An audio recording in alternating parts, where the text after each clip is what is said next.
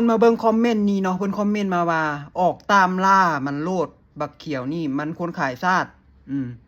มันถูกซื้อโตไปแล้วเนาะบักเขียวนี่ไปเฮ็ดข่าวอยู่ประเทศใดแสดงว่าประเทศนั้นบ่มีนักข่าวเลยจ้างมันมาเฮ็ดข่าวให้ขอบใจเด้อขอบใจสำหรับความคิดเห็นเนาะความคิดเห็นเจ้านี่เอาความคิดเผด็จการหัวหุ้นแฮงนี่มาแต่ไสเนาะจิตใจเจ้าเฮ็ดด้วยหยังจิตใจเจ้าเฮ็ดด้วยหยังเป็นยักษ์เป็นมารมาแต่ไสแบบนี้เขาเอิ้นคนบ่มักดีเนาะ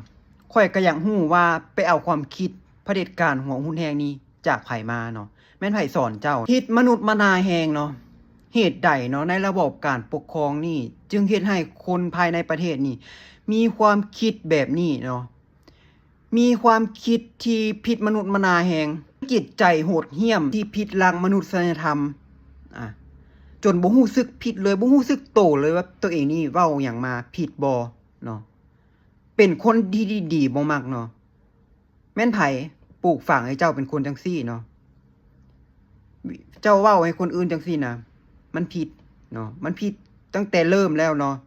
ตั้งแต่เจ้าเว้าออกมาปากเว้าออกมาแล้วเพราะว่าคนทุกคนมีสิทธิ์ของไผของมันเจ้าบ่มีสิทธิ์ที่จะมาข่มขู่คุกคามคนอื่นผิดหลักมนุษยธรรม